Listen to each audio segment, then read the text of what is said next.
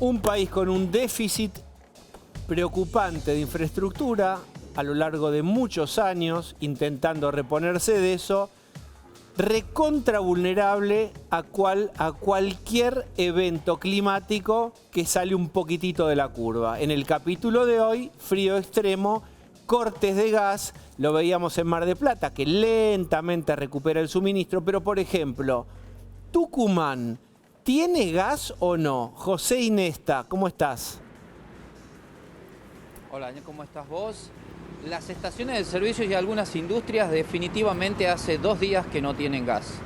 Y recién mañana se va a saber, mañana se cumplirán las 48 horas en donde el comité decidió restringir, y todas las estaciones acá en Tucumán, hay 101 estaciones de servicios que expenden GNC, directamente dejaron de vender. El argumento, o por lo menos la justificación para toda esta cuestión, es que se prioriza el consumo que es alto en los domicilios, en los hogares. Sí, claro, Daniel. Y fíjate que en Tucumán no estamos preparados, te podría decir, para las temperaturas bajas extremas. Y claro, la gente comenzó a utilizar su calefactor, se utilizó claramente mucho más el gas, y esto, de acuerdo a lo que dicen los especialistas, obligó ya por una cuestión estructural a que las estaciones de servicio no expendan GNC, porque si no hubiera pasado lo que pasó en Mar del Plata, ¿no? Una situación parecida está viviendo Santiago del Estero, y te confirmo que Jujuy también, ¿no? En estos 2 días. Quienes tienen problemas importantes ya, porque van por el 5.º día, son... y esto está chequeado, hace unos minutos me comentaba una fuente importante, desde Salta, porque de Salta cortaron el día lunes, y mirá, recién mañana van a saber si vuelve o no el suministro, por lo menos en las estaciones de servicios. Pero acá, como te decía, en Tucumán, y para responder efectivamente tu pregunta, no se está vendiendo GNC y no se sabe si mañana al mediodía van a volver. ¿Qué temperatura? A poder Ahí que estás con la campera, la bufanda, ¿qué temperatura tenés ahí en Tucumán? Y ahora tenemos alrededor de 9 o 10 grados, bueno, Daniel, Diego. La gente que vive en provincias con más frío, en serio, otros países se deben reír de nosotros. Pero el tema no es que somos demasiado sensibles, que lo somos en el área metropolitana al frío, porque cualquier cosa es el polo, sino el déficit de infraestructura y la falta de gas. ¿Tenés, Gonza, información de la Secretaría de Energía? El último parte dice que el comité de emergencia resolvió mantener hasta las 14 horas del viernes 4 de julio las restricciones de suministro a estaciones de GNC e industrias, tanto en contratos firmes como interrumpibles. Durante el periodo... Repetís, ¿de cuándo? Hasta las 14 horas de mañana, viernes 4 de julio. Restricción, suministro, GNC e industria. Durante este periodo se aprovecha la disminución de la demanda residencial para presurizar el sistema y recuperar el line pack consumido, condición necesaria para garantizar la estabilidad del suministro en todos y cada uno de los puntos del país. Esperá, porque alguien está cocinando, están en el living, están sin gas hasta las 14. ¿Quién y de qué gas hablamos para no paniquear a la gente? Estaciones de GNC e industrias. Esto para preservar a las casas, a los domicilios. Y escuchá bien esto. Sí. El viernes por la mañana el comité volverá a reunirse para evaluar los avances. En función de la situación en que se encuentre el sistema, se comenzará a liberar el consumo de manera gradual. Primero los contratos firmes y en última instancia los interrumpibles. Y en el caso de Mar del Plata, cita este parte, según información oficial de la empresa Camuzzi, ya se logró restablecer el servicio en la mitad de los hogares afectados, menos del 1% de los usuarios de la zona involucrada. Se reforzaron las cuadrillas. ¿Cómo? No entendí, me perdí ahí. ¿50% ya le devolvieron el gas? Exactamente. ¿Y qué es ese 1% ahí? Lo que plantea es que en el total es menos del 1% de los usuarios del área, de la zona completa. Lo que estaba afectado, ahora queda ese porcentaje. Ah, de los... Exactamente, en el global. Y se reforzaron las cuadrillas en la zona para avanzar con la reposición total del suministro lo antes posible. ¿Lo traduzco? Traduzca. Hay que esperar que suba la temperatura, prender una vela y vamos tirando. Y además hace 15 años... Eso es lo que van a ver mañana. Mañana van a ver, perdóname, Sí. van a ver, mirá, por 14 grados. Y bueno, bien, ya abramos un poquito más y ya está, así es. Ahora Es súper excepcional la situación. Hace 15 años que no se cortaba el suministro de gas a los de contrato en firme, que son los que pagan más para no ser cortados. Industrias y GNC que pagan más. Bueno, la primera vez en 15 años que pasa esto. Gabriel Camaño es economista, pero también podría eventualmente ser invitado a un programa de televisión y tener que responder sobre energía. Y podría ser.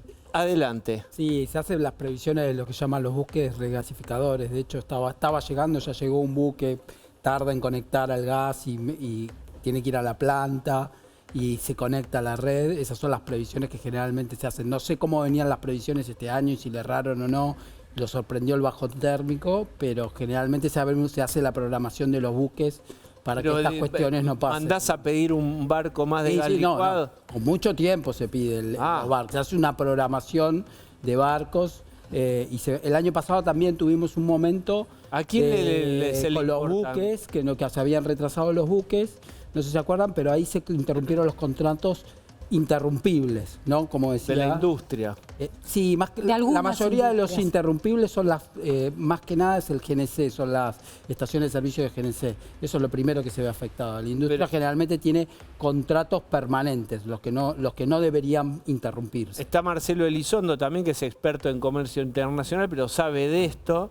Es natural que lo primero que se interrumpa sea GNC, porque uno diría, bueno, GNC, gran parte del parque automotor de traslados y etcétera, es con GNC. Bueno, eso tiene que ver con los contratos y con la priorización cuando hay escasez. Lo que yo te diría es que lo más relevante para mí es que en la Argentina hay una baja inversión y una poca capacidad de generación de gas. La Argentina está apoyada arriba de yacimientos de gas que permiten abastecer a buena parte del mundo y no tenemos gas. Y eso tiene que ver con la baja tasa de inversión en el rubro energético y en general. La tasa de inversión en la Argentina en general es 14% del PBI. En los países emergentes supera el 18, el 19%. Los países desarrollados supera 22, 23. Asiáticos llegan a 30. Ajá. En general somos una economía subinvertida y después pagamos los efectos. Bien, ahora vamos a volver a temas de economía con ambos invitados, pero déjenme volver a la escena política de hoy, que es la visita de Lula a la prisión domiciliaria, el departamento de Cristina. Veamos alguna foto que tenemos. ¿Cuál fue la vocación de Lula de portar un cartel? Qué buena pregunta. Bueno, Lula, Milei, besito y chau. ¿Por qué decimos besito y chau? ¿Fue así o...? Mirá, generó mucho revuelo en la comitiva brasilera y en Cancillería Argentina la foto de Lula con el cartel Cristina Libre. Lo que me dicen a mí, repito, lo que me dicen, es que a Lula le tiraron el cartel por la cabeza y le sacaron la foto. Y que él tenía la orden concreta y diplomática de que la Argentina y Brasil hoy más que nunca necesitan de tener una buena relación, entre otras cosas porque la Argentina le está comprando gas a Brasil. Y te digo más, los que creen que el saludo de Milei y Lula fue frío, que hagan un análisis de política comparada de dónde viene esa relación, a ese abrazo es un montón. Con lo cual, se cuidaron mucho de que ese cartelito no aparezca y apareció. Marcelo, vos haces que sí. ¿Por qué? Porque es una evolución que hayan llegado a saludarse y abrazarse. Son Exacto. presidentes que hicieron declaraciones públicas Mirá, muy ahí está. duras el uno contra el otro. Espera, repetime, Es un montón, porque ahora Marcelo, quiero el telebim del abrazo, a ver si hay Estoy de contacto acuerdo. visual. Mirá esto, mirá. Estoy de acuerdo, estoy de acuerdo. A ver. Mirá, le toca el pecho. Mira, incluso Milei lo busca Palmera. Lula. Es el abrazo Menem Boloco igual. Bueno, No, pero es un montón, Claudio, no seamos peyorativos, digo. No, está bien, son dos es países no, sociocomerciales. Está en progreso, es una relación que está Se tratando de odian. progresar. Pero hay bueno, mirá mi Igual que ley. ayer y mañana se van a seguir Mirá el odiando. aplauso de Huarte, miren a Huarte, pará, sigan a Huarte, mirá. Mira, vocalizá en Huarte, mirá, lo logré significa esto. Pues claro, Se logró. A ver. hay un trabajo diplomático hecho Tremendo. por la Cancillería. Vos fíjate que Milei lo trae a Lula, lo palmea de atrás y lo trae.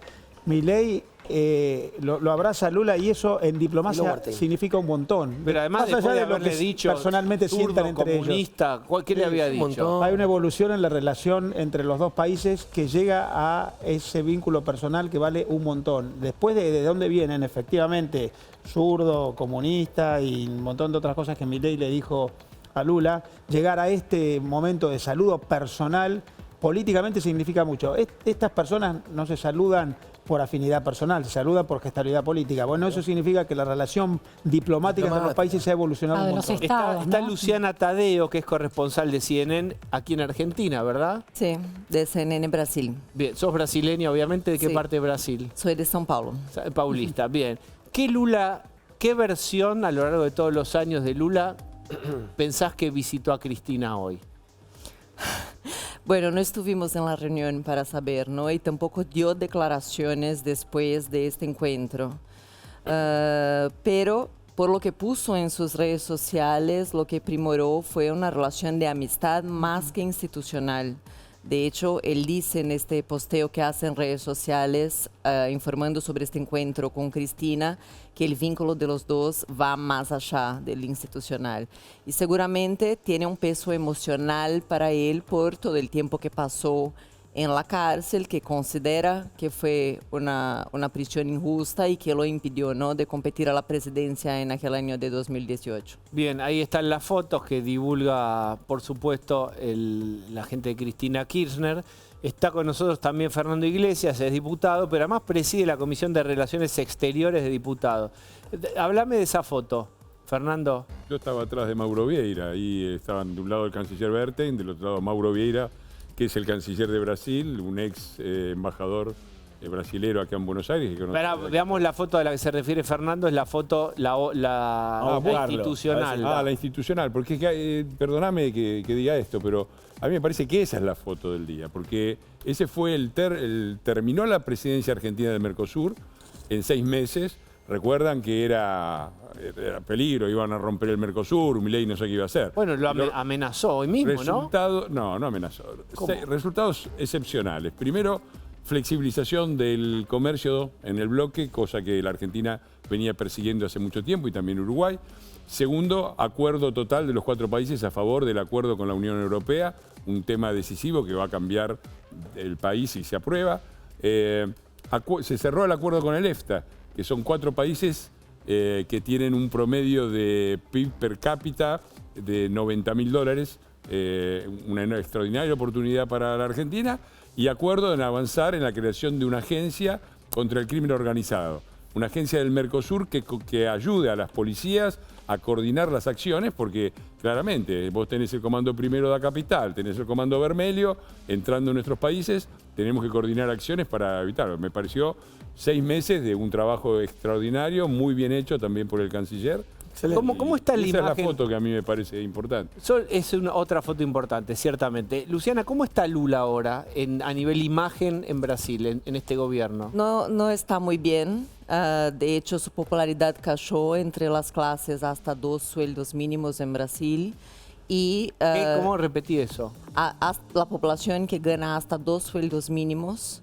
Hay una encuesta reciente que muestra que cayó su imagen, ¿no?, su popularidad. Que es una base de sustentación, supongo, de Lula fuerte. Claro, y ese segmento. recientemente estuvo un ministro suyo acá en Buenos Aires para una reunión de Mercosur y le preguntamos sobre eso y él atribuyó esto a la inflación de alimentos.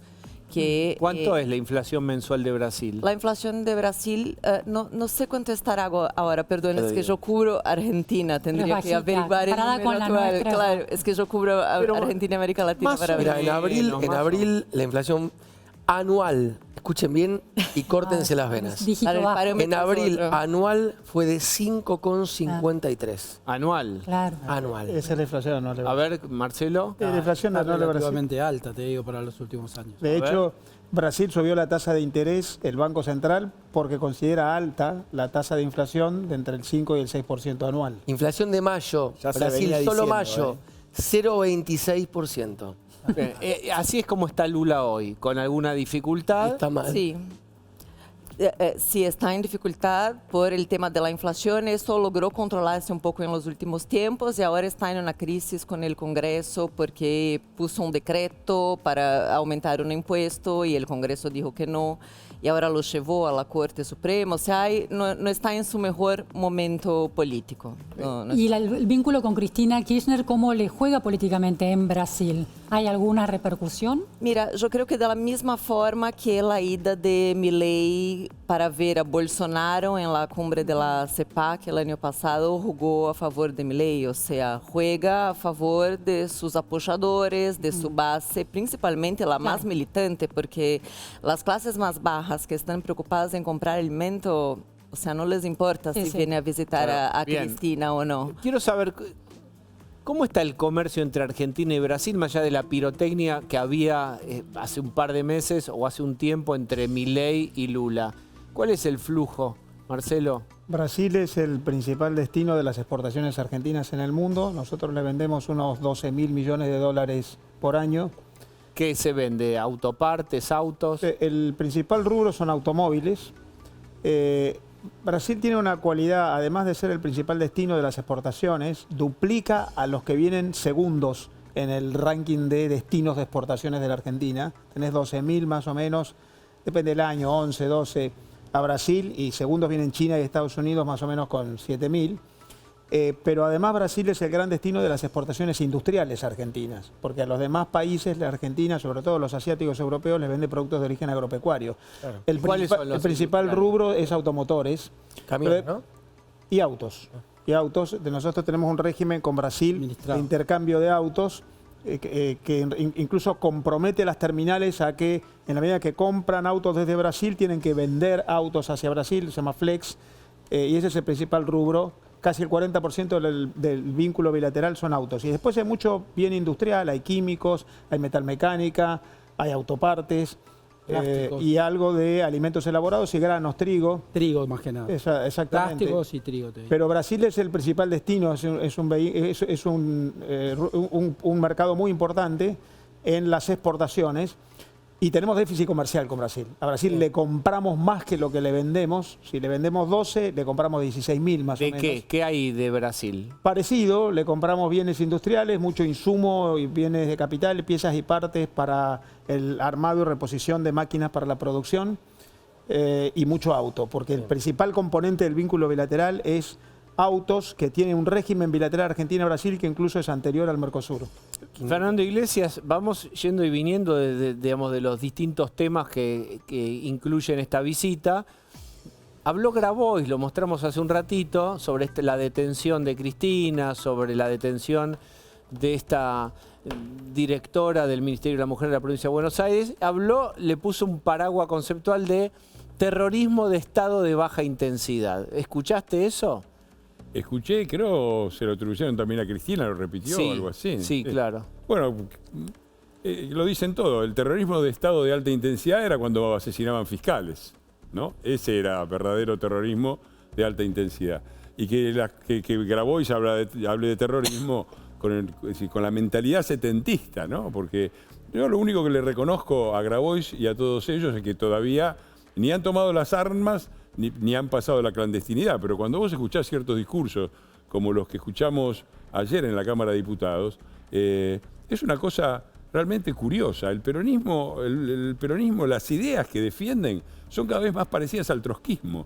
La verdad que ayer en la Cámara de Diputados uno escuchaba las cosas que decían y la forma de razonar y esta cosa de, como decían antes, ¿no? Macri basura, vos sos la dictadora, ahora Milei basura, vos sos la continuidad de la... Todo lo mismo. Es una mentalidad trotskista. Yo creo que yo le dije con cariño, se lo dije al presidente del bloque, a Germán Martínez, si siguen así van a terminar como los trotskistas, administrando fotocopias. Bueno, vean, esto también, además de Grabois, fue un tuit formó parte de un tuit de Cristina Fernández. Ahí lo tienen, miseria planificada y terrorismo de estado de baja intensidad, que tiene un nombre bárbaro, terrorismo de estado de baja intensidad. Es el relato de la visita de Lula a su casa. Es el relato entonces de la visita de Lula. ¿Cómo está la proporción entre los sectores de izquierda, centroizquierda en Brasil contra el bolsonarismo? Está muy polarizado. Está muy polarizado y una indefinición de las candidaturas para las próximas elecciones. Está muy, muy polarizado. De hecho, Brasil en los últimos años pasó por una gran polarización que antes no sé, cuando evaluabas antes de 2013, Argentina, Venezuela eran países muy polarizados. Y a partir de 2013, todo el proceso con el impeachment, las protestas inicialmente contra Dilma y después todo el proceso del impeachment de Dilma, Brasil se polarizó de una manera muy intensa. Y ahora la gran duda es quién va a ser el candidato de derecha con Bolsonaro inhabilitado para... ¿Quién podría ser? Así nos vamos acostumbrando a nombres. El Tarcísio, el gobernador de São Paulo, creo que es el principal nombre que suena. También se habla del hijo de Bolsonaro, Eduardo Bolsonaro, que está en Estados Unidos, pero son nombres. También se habla de la esposa de Bolsonaro. ¿Tienen carisma, tienen, digamos, habilidades políticas ellos? Y sí, la Michelle Bolsonaro sí podría ser una persona así. Bueno, mientras con tiempo vamos buscando alguna imagen, algún video de Michelle Bolsonaro, porque pronto en las mejores salas, quizás o no, no lo sabemos. ¿Cuántas son las elecciones? Ay, perdón. Fines del año que viene. Claro. Bien, Sí. está polarizada. Ahora, Sí. déjame plantearles un tema aquí a los economistas y a Luciana, porque Brasil está polarizado, pero hay una diferencia importante con Argentina, que es que hay una continuidad macroeconómica, de una racionalidad macroeconómica, no importa si está la centroderecha o la centroizquierda en el poder. ¿Cuáles son esos indicadores que permiten sostener, bueno, aquí... Bueno, Brasil tiene un problema serio en materia fiscal. Brasil tiene un déficit de presupuesto muy grande, básicamente explicado por una deuda pública que le genera vencimientos que le son difíciles de cubrir. Y eso fue lo que generó, no sé si se acuerdan, hace poco tiempo, una especie de corrida en Brasil, una devaluación del real. 40.000 Un lío interno en millones el de dólares. Partido de los Trabajadores porque había dos alas, una un poco más conservadora o un poco más ortodoxa, que le decía al presidente Lula: aflojemos con el gasto porque se está calentando la inflación y tenemos problemas fiscales. Y Lula con otro sector del gobierno dijeron: no, vamos para adelante.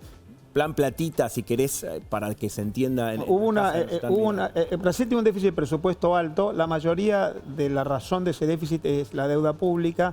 Se presentó un programa que supuestamente el gobierno de Brasil presentaba, Fernando Haddad es el ministro de Hacienda, para reducir ese déficit, pero el mercado lo interpretó como al revés, como que le iba a generar más gasto. Insuficiente. Claro. Sí, Como como que iba a generar, no iba a corregir el problema del déficit, algunos incluso decían esto va a generar más gastos porque la recaudación está supuesta como muy elevada. Lo que tiene Brasil más que solidez macro, digamos, es solidez institucional, digamos. Tiene un banco central independiente, indiscutible, que es lo que tienen, que es lo que solucionaron la mayoría de los países, digamos. Después cambian los gobiernos, tenés más o menos desequilibrio fiscal, pero vos tenés un banco central, la política monetaria ordenada, independizada, que es todavía lo que nosotros te estamos terminando de... Y 340.000 millones de reservas. Pero la gente Brasil lo que compra tiene sobre dólares, va a todo comprar es dólares. Banco Ahí, Central. ¿qué pasa con la moneda ahí? Se sorprenderán. No, eso es algo muy argentino, ahorrar en dólares. Igual, sabes que evaluando en los últimos años, me parece que hubiera sido una buena inversión. El dólar aumentó mucho en los últimos tiempos en Brasil, se devaluó mucho. Claro. Si vos querés comprar un departamento, querés comprar autos, tenés crédito, podés comprar en leasing, podés pagar. ¿Cómo se paga y se compra lo que acá en Argentina es un bolso con dinero? Hay crédito. Un bolso con Déjame decirte una dinero. cosa Te lo que- doy acá, vamos a la Una escribanía, cosa dentro del importante- banco, una salita en el banco, tenés contador de... Todo eso es delicias como los alfajores, productos típicos de la Se hace un Argentina. financiamiento, se saca un crédito con un banco. De hecho, en mis vivos yo cuento de esto, de tener amigas que se casaron con un argentino y fueron a comprar una propiedad acá con dólares en la mochila y de verdad en Brasil nadie lo puede creer. Pero eso no es accidental. Brasil superó sus últimas crisis siempre sin default. La última gran crisis brasilera, que es Brasil, la crisis de Brasil, la anterior a la crisis argentina, Brasil la supera con un acuerdo con el fondo, con un plan de austeridad y no defaltea su deuda. Argentina sistemáticamente faltea su deuda. Entonces, por eso Brasil siempre tiene crédito internacional, por eso en Brasil sigue habiendo... O sea, es más una cuestión, de nuevo, institucional que si vos me decís lo fundamental de Brasil hoy son buenos, pero tiene una línea institucional de no defaultean su deuda, tienen un buen banco central independiente enfocado en lo que tiene que hacer, entonces después sí, tenés desvío, te viene uno más populista y uno menos populista, pero está contenido. Y dos cosas más que, si me permitís, hay que marcar. Primero, esto del Banco Central Independiente. El presidente del Banco Central es el mismo que había puesto Bolsonaro, se mantiene. De hecho, el presidente del Banco Central subió la tasa de interés a 15%, altísimo, cuando Brasil tuvo el problema de la depreciación del real. Y lo segundo es, Brasil tiene una economía que viene con un procedimiento de crecimiento bastante mantenido. Este año se prevé que va a crecer 2,5%, pero viene sosteniéndose con el desarrollo de muchos sectores que se han convertido en líderes mundiales, por ejemplo en materia alimenticia, en materia energética. Es una de las 10 mayores economías del mundo. Permítame, mañana, porque hay mundos paralelos que vos decís no se tocan, se tocan. Lula estuvo preso. ¿Quién fue a visitarlo con mucha fidelidad en su momento? Sí, señor. Y se ganó en su momento que fuera Lula lo viniera a visitar inmediatamente en Alberto Fernández. Pero Alberto Fernández, ¿qué tiene que hacer mañana? Mañana a las 10, Alberto con sobre todo, bufanda, quizás alguna gorra, ¿quién te dice? Lo vamos a tener en Comodoro Pi. Va a estar ampliando su declaración indagatoria en el caso de la corrupción con los seguros. El caso de corrupción que lo tiene a él todavía no procesado, y justamente hoy hubo otra noticia en la Cámara Federal que le dijo al juez Casanelo, que tiene este caso porque lo había investigado el doctor Ercolini, era subrogante, era suplente, el problema histórico de los juzgados vacantes, que entonces las causas van pasando de uno al otro y eso retrasa la justicia. El juez Casanelo, con todos los acusados indagados, recordemos, esto es Alberto Fernández, los brokers de seguros, Martínez Sosa, el amigo de él, marido de su secretaria personal, de su secretaria privada, María Cantero, toda la gente que actuaba cobrando comisiones en póliza de seguro intraestado. No sé cómo, pero bueno, ¿qué pasa? Mañana tiene que ir Alberto, entonces pidió él anteayer y hoy la Cámara le dijo al juez Casanelo, escúcheme, ya están todos indagados, ¿usted qué va a hacer? ¿Los va a procesar o no? Bueno, mañana amplía su indagatoria a las 10. Esto es importante porque Alberto Fernández, que había dicho, díganme lo que ustedes quieran, pero corrupto no fui. Es más, si ustedes recuerdan, en alguna oportunidad en una declaración, tiró un palito indirecto, es decir, a Cristina diciendo, pero yo estoy limpio, háganme la revisación, yo estoy limpio, soy honesto. Bueno, ahí tenés, tiraste del hilo y apareció una como el Lázaro Báez, vamos a exagerar, o tal vez no es Giordano, el ¿no? Lázaro Báez de los seguros, fue un mecanismo también presumiblemente corrupto. Y agrego algo, cuando tiraste del tema de los seguros apareció lo de Fabiola, ¿recuerdan eso? Y encontré lo de Fabiola, que también tuvo novedades, porque Alberto está tratando de entrarle a esa causa en la que ya sí está procesado. El procesamiento que tiene Alberto es por pegarle a su mujer y por acosarla psicológicamente durante más de una década. Está procesado, la Cámara Federal confirmó el procesamiento y él empezó a hacer denuncias en otro juzgado a ver si podía entrarle a esa causa diciendo, no, pero hay otra, fíjense, el otro juzgado, el otro doctor. Hoy la Cámara dijo, se tiene que unificar todo en el juzgado de Ercolini, justamente, caso Fabiola, eso pasó hoy también, porque acá ya hay mucha prueba de que él le pegó a su mujer y cometía violencia psicológica contra ella, por lo tanto, si él dice que eso fue mentira, se tiene que investigar en el mismo lado y terminar con esta historia rápido. Bien, en un rato vamos a estar hablando con Fernando Iglesias ahí en ese sillón. ¿Qué es ese libro? Bueno, es un libro que hoy cumple sus 10 años, 10º aniversario de... Levántelo, señor, levántelo. Lo muestro, lo tengo que lo mostrar, trae y lo en la deja ahí. cámara. Esa es. Sí. Es el peronismo, estúpido. ¿Cuándo, cómo y por qué se jodió la Argentina? Salió en el 2015 cuando para hablar del peronismo, criticar al peronismo había que hacer reverencias y pedir disculpas y saber que te iban a acusar de gorila. Creo que tuvo la capacidad de insertar un tono distinto, muy claro, y ahora lo saca Planeta, ya está en las librerías de Capital y Gran Buenos Aires, va a estar la semana que viene en el interior. Bien, te siembro una pregunta y la cosechamos en un ratito. ¿Qué poeta? ¿Vos sos capaz de decir dos cosas buenas del peronismo? No, Verá, lo mataste. Pensalo, en un ratito volvemos a Fernando Iglesias. Luciana, el público va entrando al cine y a esta sala con demora, algunos no te escucharon. El juego de las dos diferencias entre Lula preso, Cristina presa. Sí, bueno, dos figuras del sector popular que se han considerado injustamente presos, pero las prisiones que cada uno atravesaron, Lula versus Cristina Kirchner, son muy diferentes. Veamos algunas fotos. Veamos. Sí. A ver, vamos a tener fotos. A ver. Bueno, este es el Lula de 1980, que fue detenido ilegalmente durante la dictadura. Estuvo 31 días detenido, sin juicio, sin nada. Es decir, en esos años durísimos de América Latina, Lula efectivamente era un líder sindical y fue detenido justo en medio de una serie de huelgas que había en el Brasil en ese momento. Lula era tornero. Era metalúrgico. Era un metalúrgico. Bien. Esto es una comparación porque siempre Contalo vos. Luciana lo debe saber mejor que nadie. Sindicalista en la dictadura, una ficha técnica de Lula. Claro, era sindicalista en la dictadura, fue preso. Desemboca de casualidad, A ver. Chiripa. Adelante. Claro, sindicalista en la dictadura, fue preso, hizo su carrera política así, compitió varias veces a la presidencia y hasta que ganó. Un padre analfabeto, ¿verdad? Era como una historia de superación. Muy pobre, del nordeste de Brasil, migraron, sí, pasó por muchas cosas. Pernambuco era Lula. Bien, ¿y qué lo consagra y le da el salto al estrellato político a Lula? ¿Cómo fue? Recordemos. La vida de sindicalista en el PT y empieza a liderar el PT y intentó varias veces llegar a la presidencia y no pudo. Y finalmente... 3 veces creo que intentó y llegó La tercera llegó. En el año 90 pierde con Collor de Mello. En el 95 vuelve a perder con Fernando Enrique Cardoso. Sí. Y en el 2001, ¿no? Sí. ¿No es así? Sí, empieza el gobierno en 2002. En el 2000 es electo y empieza el gobierno por el 2002. Claro. Bien, Fernando Iglesias, agregue al carrito un poco de información. de esto. Una anécdota personal, quizás no interesante. Mi primer entrevista periodística se la hice en el año 82-83 a Lula, en un local de la CUCHI, la Central Única de los Trabajadores, que estaban inaugurando, La CGT en la de ABC ellos. Paulista.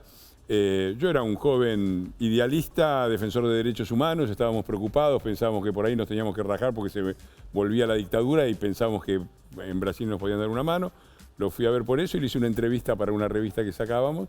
Me recibió en Ojotas y 3 horas estuvimos hablando, yo con mi portuñol, tengo un portugués bastante rancio, pero con una extraordinaria amabilidad.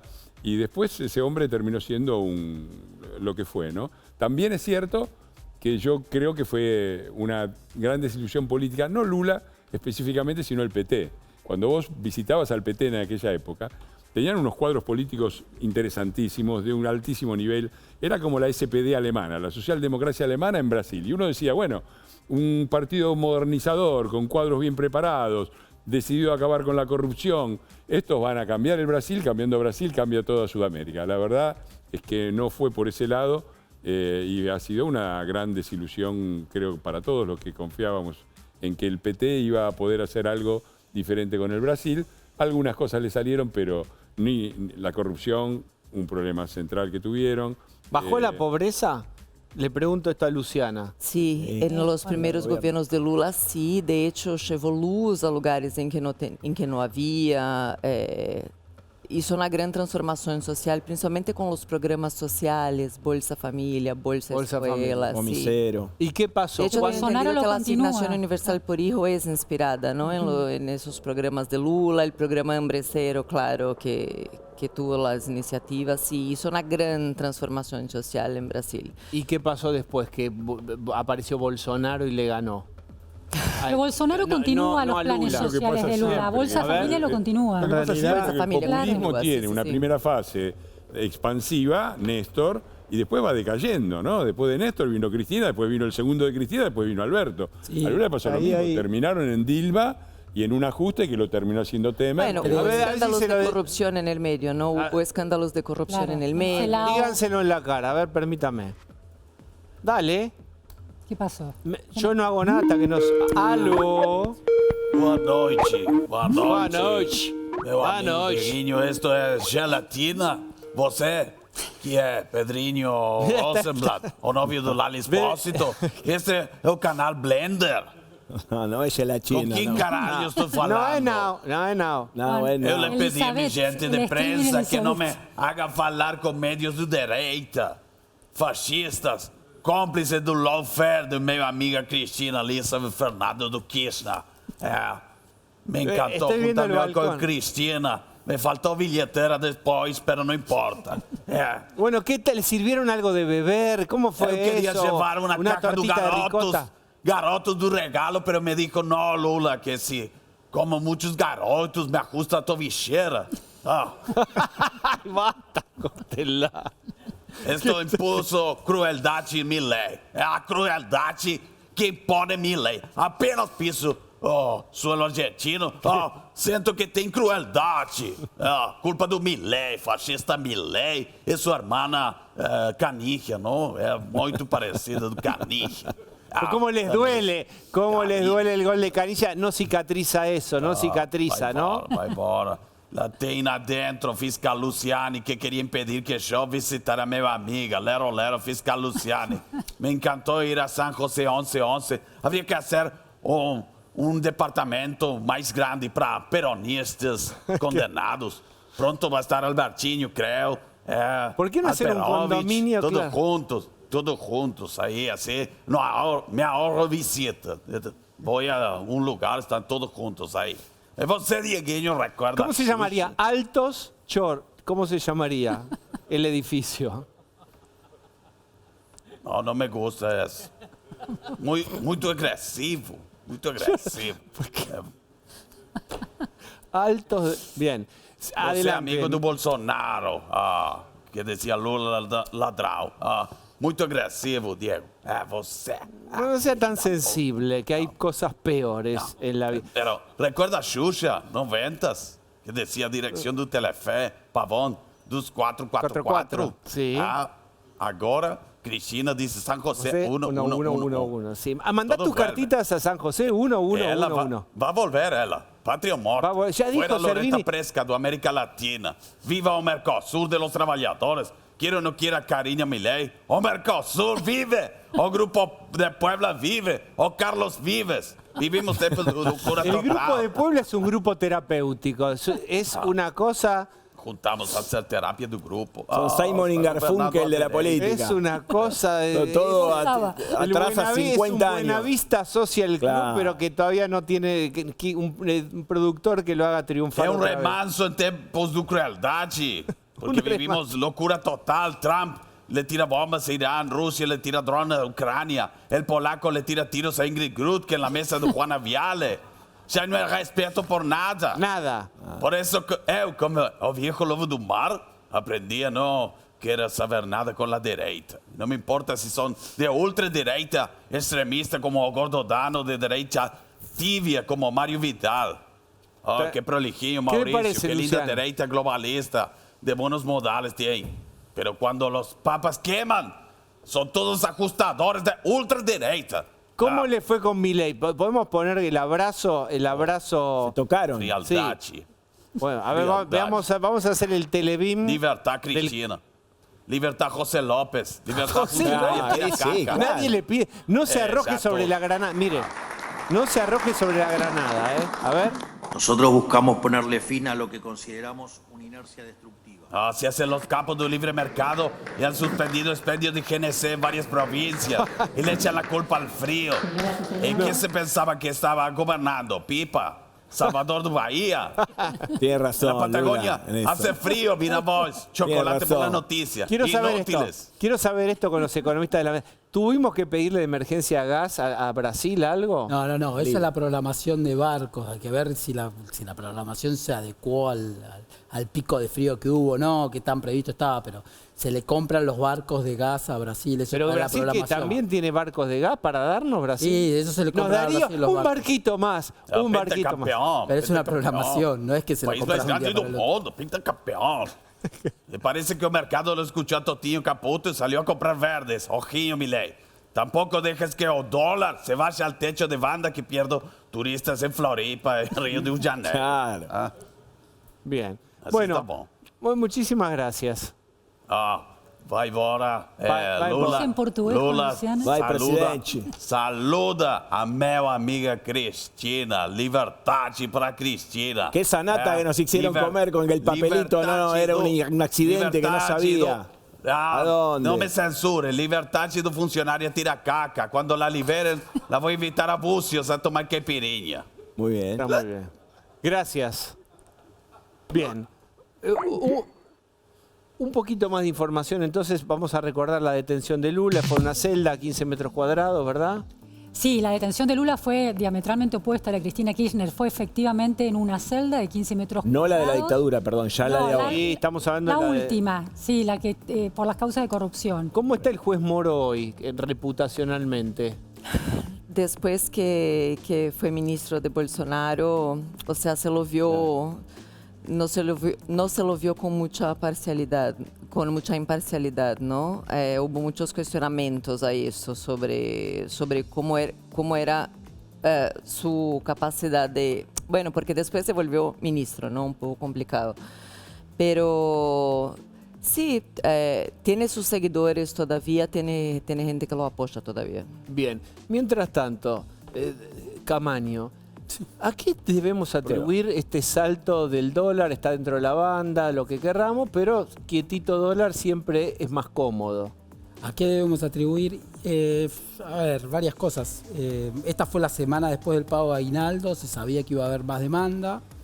Tal vez había mucha expectativa porque también se sabía que iba a haber más oferta, porque queda todo el saldo de todas las declaraciones juradas de ventas al exterior que se inscribieron rápido por el tema de la baja de retenciones, para no perder la baja de retenciones, que ahora se van a tener que liquidar las vidas. Pero en realidad lo que venía pasando es que la cotización siempre fue hacia, la verdad es que siempre fue de entrada, fue hacia el medio de la banda, digamos, y el gobierno, más que nada desde futuros, lo había presionado a la baja. Y ya desde fines de junio se empezó a ver que el gobierno aflojaba un poco esa presión a la baja y lo dejaba correr un poco más.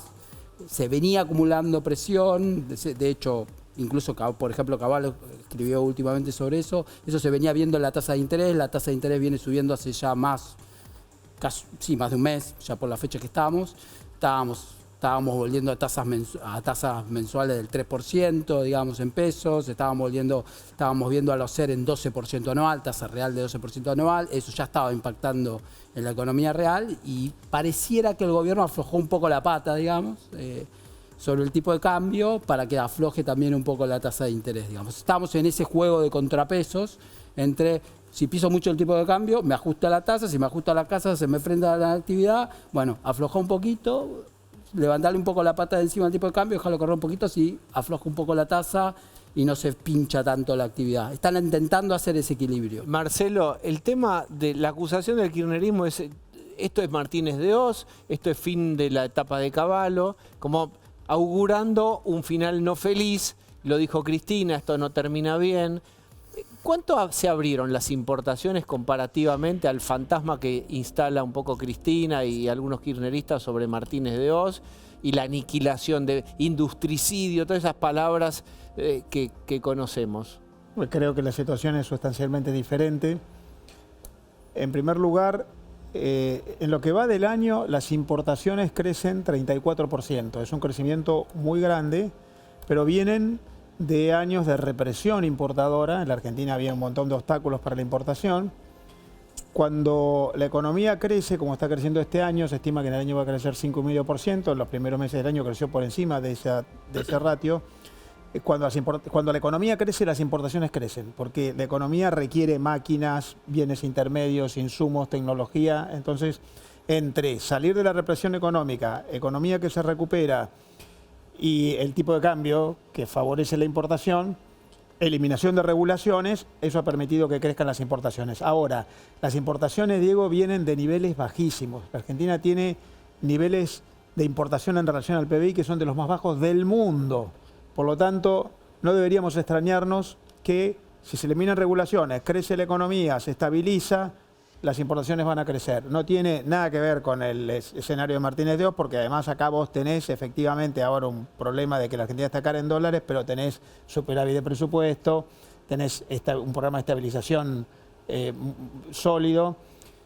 Pero bueno, ahí hay una llamada de atención. A mí no me preocupa tanto que suban las importaciones. Lo que me preocupa es que las exportaciones no crecen mucho. Las IMPO crecen 34, las EXPO crecen menos de 3 en lo que va del año acumulado.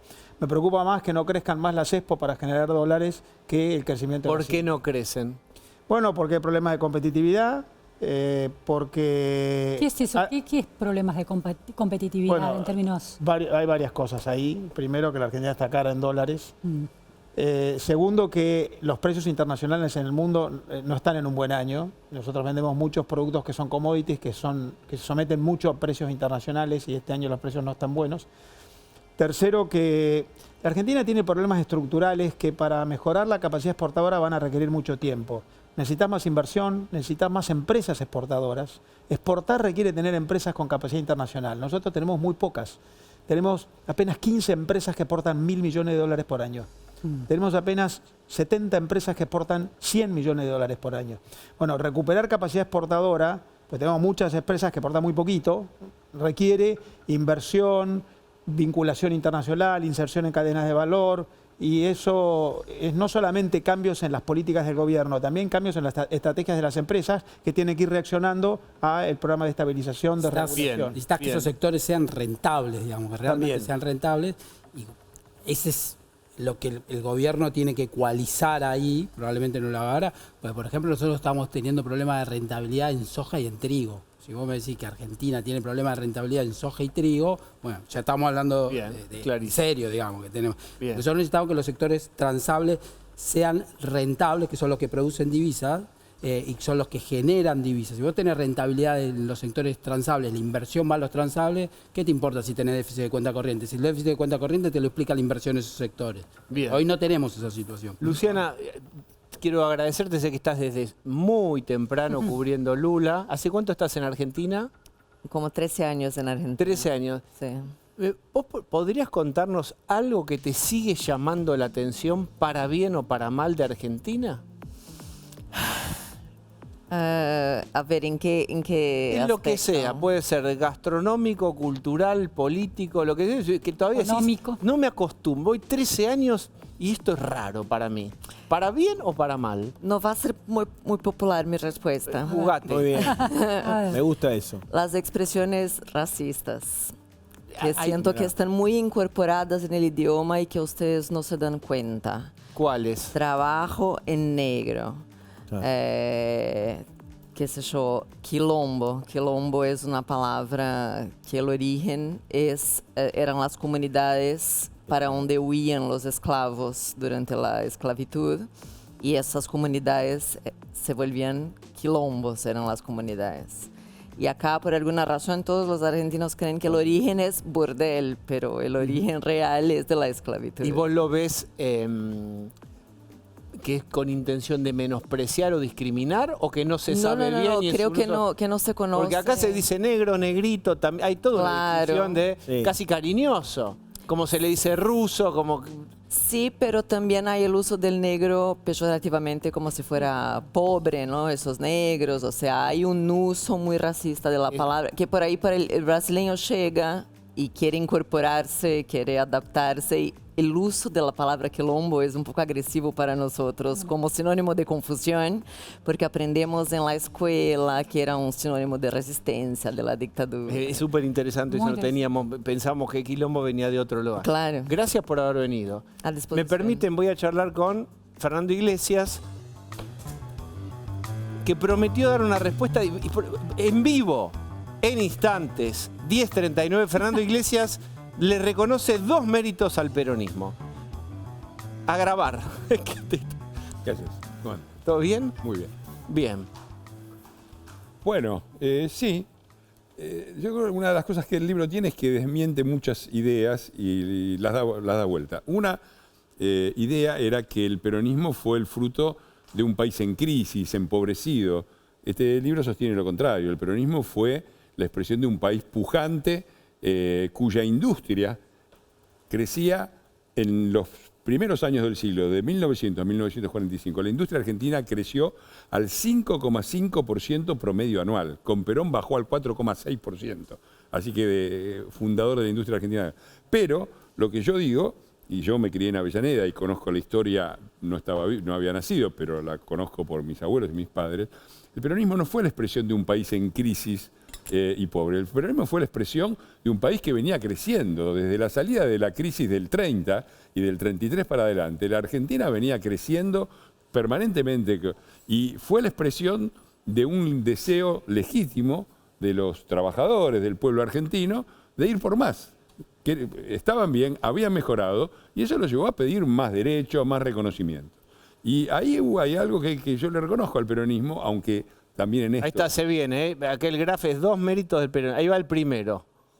Estamos jugando, dale. Fue la encarnación de un deseo más que legítimo de los trabajadores y del pueblo argentino de mejores condiciones de vida, de mayor reconocimiento social y de acceder a la política, de votar y de participar de la política. Eso, por supuesto, que lo hizo extraordinariamente mal.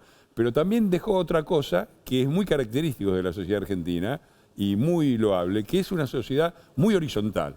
Es decir, antes del peronismo... Eso lo enuncias como mérito, si querés. Claro, fue un mérito del peronismo mezclado con la sociedad argentina, pero encarnó un poco eso. La sociedad argentina, hasta ahí, era una sociedad mucho más estratificada, ¿no? Donde el patrón y la sirvienta y la chica...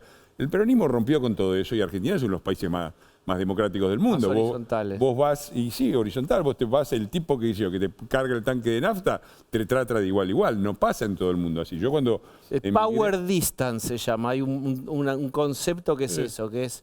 A mí me asombró cuando yo emigré a Italia en el 1987, una cosa que me asombró era eso, que había una distancia entre los que tenían poder y los que tenían determinado nivel de clase y los demás.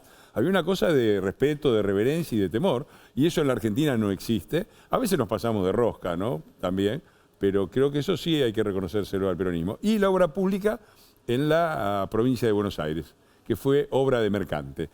Ahora, como todo tiene su contraparte, y yo soy crítico del peronismo, déjame decir que el peronismo que estimuló este orgullo obrero también destruyó la cultura del trabajo. Si vos vas a Europa, a Alemania, el obrero es un... ¿Pero lo destruyó el peronismo o alguna versión distorsionada, una hipérbole de una mala interpretación de alguna idea? No, fue muy claro. Yo cuento la anécdota de mi viejo. Mi viejo laburaba en una fábrica de vidrio en Avellaneda y lo vinieron... siempre decía que él terminó siendo un empresario pyme, pero un empresario, el más exitoso de la familia, y siempre decía que se lo debía al peronismo, porque él era obrero en la fábrica, ¿no? Y su objetivo... Mi padre venía de una familia muy pobre, orfanatorio, hambre en serio, y su objetivo era, él decía, si yo soy un buen obrero y trabajo bien, voy a terminar siendo capataz y voy a poder alimentar mejor a mi familia y qué sé yo. Cuando llegó el peronismo, vino el delegado sindical y le dijo, Iglesias, tenés que laburar menos.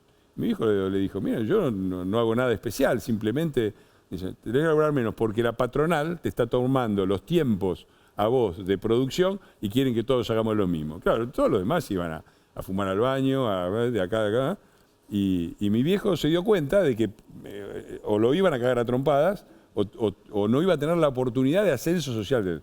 Esa destrucción de la cultura del trabajo. Un episodio igual lo cuenta Borges, igual, calcado. Dice que cuando llegó a la Biblioteca Nacional, le dieron a hacer un determinado trabajo y él podía hacer, ponerle 80 ejemplares por día.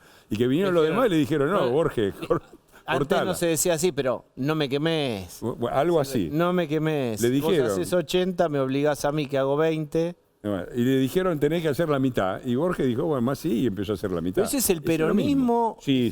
Eso fue. Defender la idea de que es como la doctrina peronista. Porque alguien podría decir... Esos son deformidades posteriores que debieran haber sido corregidas. No, fueron en aquella época, te estoy contando la anécdota de mi viejo, de Borges. Cuando vos hablás, ves, por ejemplo, las clases obreras y trabajadoras en Alemania, en Europa, tienen también una conciencia así sindical de los derechos de los trabajadores, pero tienen también el orgullo del trabajo bien hecho. En Europa el trabajador se enorgullece del trabajo bien hecho. En Argentina considera que eso es una concesión a la patronal y que lo que corresponde es sabotear de alguna manera. Eso lo instaló el peronismo Pero ¿en qué frase está respaldada esta hipótesis? ¿Quién enunció eso? Bueno, había un montón Trabajen menos. Bueno, ¿Perón lo dijo? Mirá, se cantaba en los actos peronistas, mañana San Perón, que trabaje el patrón, ¿no? Por ejemplo. Y había una cosa así muy, muy patotera, donde, por un lado, acabo de reivindicar el hecho de la horizontalidad.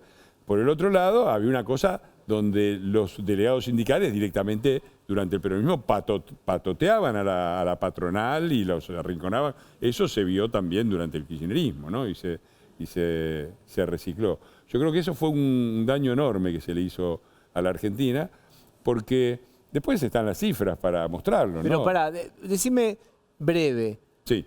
El mejor elogio que recibiste por el libro y una crítica en donde la bala entró. Vos decís, hay un punto acá. Lo bueno y lo malo. Estamos hablando de tu libro, ¿eh?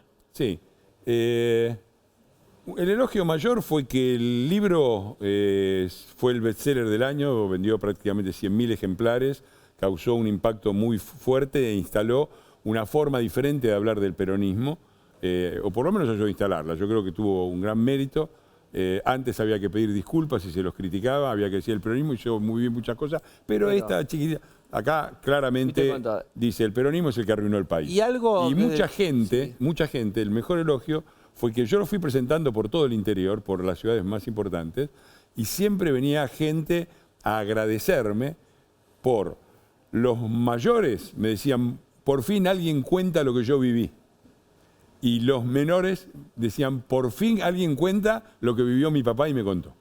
Y muchos con lágrimas en los ojos me lo decían. Eso fue un enorme impacto para mí. Y del otro lado, quizás alguien te hizo un comentario de buena fe, pero crítico, y con alguna certeza que dijiste, sí. Sí, ¿ocurrió? En la primera edición cometimos una de las tesis del libro, es que prácticamente no hay leyes sociales favorables a los trabajadores que dependan de un gobierno peronista. Todas lo que Perón hizo fue mejorando legislación que era la más avanzada del mundo y que venía de los gobiernos que ellos llamaban oligárquicos. Y las pocas reformas que hizo el peronismo no las hizo como peronismo, las hizo en 1945 para favorecer la campaña electoral de Perón durante la dictadura de la que Perón fue Entonces, ¿cuál fue la vicepresidente. crítica en síntesis? La crítica fue que le erramos a los años. Pusimos, ponele, la ley de jubilaciones, la original viene de 1910, y está el gobierno. Y eso yo se lo encargué a un chico, fíjate cuáles son los presidentes, y se equivocó. Bien. Y eso estaba bien. Pero el resto fue un desastre porque el libro intenta desmentir la leyenda peronista y la respuesta del peronismo fue simplemente repetir otra vez los mismos argumentos sin contestar nada. Gracias por haber venido. Gracias por la invitación. ¡Aló! La estrella polar de la Argentina tiene que ser la productividad. ¿Cómo? La única frase de Perón que más o menos me acuerdo. ¿Cuál es? La estrella polar de la Argentina tiene que ser la productividad. Bueno, eso. Qué sé yo. Por ahí inspira. Yo estoy preocupado, Diego, y atentamente, escuchá, atentamente como sostengo la U para darle más énfasis. Muy preocupado. A ver, otra vez. La situación del país. Estoy muy preocupado. Discursos agresivos contra ustedes, los periodistas, pocas reservas en Central y ahora, como si esto fuera poco, se nos corta el gas, falta GNC, es una locura. Una locura. Digo, si estos libertarios siguen así de tercos, no me va a quedar otra que empezar a escuchar a aquellos sabios republicanos que siempre me advirtieron, son lo mismo, Mauricio, no los apoyes.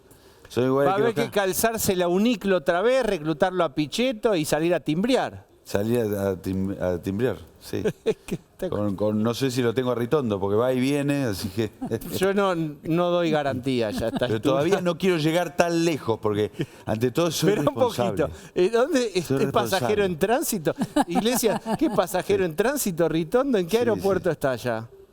Ritondo es el jefe del bloque del PRO. No, y el señor que está ahí, Mauricio Macri, le autorizó a todos los dirigentes del PRO locales a hacer los acuerdos que fueran necesarios. ¿De qué color es Fernando Iglesias, Macri? Ya está violeta, ya está. Yo estoy en el PRO, sigo en el bloque del PRO he votado porque el señor que está ahí indicó que teníamos que votar a Milei. He votado a Milei. No la dejes ir, no la dejes ir. ¿Quién es? Y he votado todo lo que ha votado el PRO. Él acepta todo. está bien. Adelante, Mauricio Macri. No te olvides, Diego, que nosotros somos los adultos responsables de la sala. Sí, eso lo dice Los padres Daniela que te Fernández. dicen, nene, los dedos en el enchufe, no fumes porro. Eso.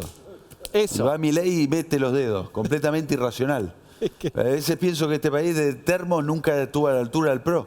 Le dimos langosta, prefirieron polenta con gorgojos, pero bueno, nada más. Noto un gran nivel de improvisación. El presidente se gasta toda la energía en peleas innecesarias y eso provoca que nos quedemos sin gas, porque la energía es finita.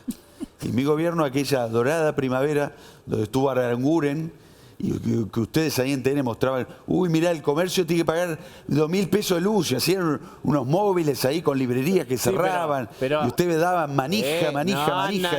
Y bueno, y todo era para que les dé Telecom, pero bueno. Y ahora, ¡no exportamos gas!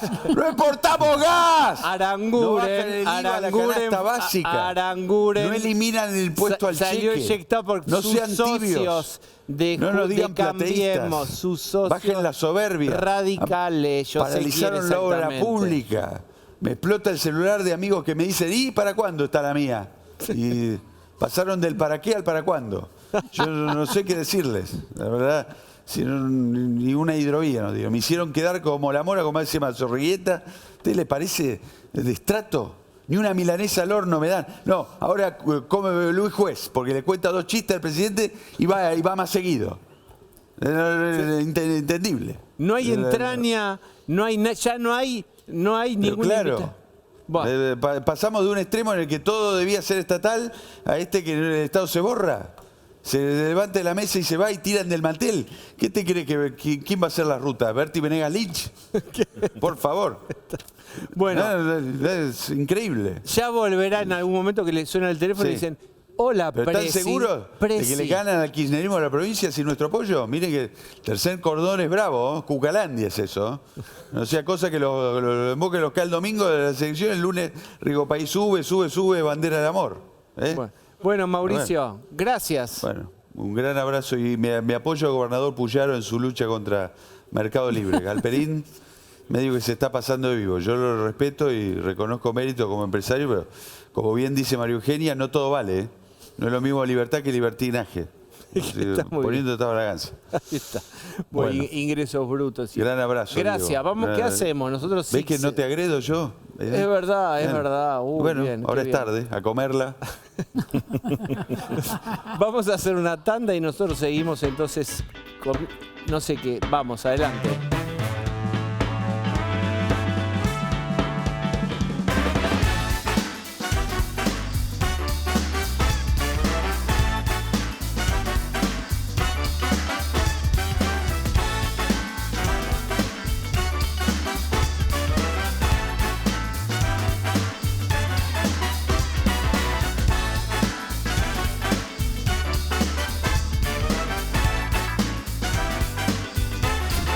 Disculpame, ¿cafeteras? Claro, sí, seguime por favor. Ya arrancó el Naldo Sale. 18 cuotas sin interés y 45% off. Gracias. Este Naldo Sale potencia tu aguinaldo con Naldo. Acompañarte es siempre el mejor plan. Galeno. Vivita Forte Antigripal es la única bebida caliente que integra una eficaz receta medicinal que alivia rápidamente los estados gripales, descongestiona, combate el decaimiento, calma el dolor, la fiebre y la tos. Todo en uno, el doble de acción a la mitad de precio que otros.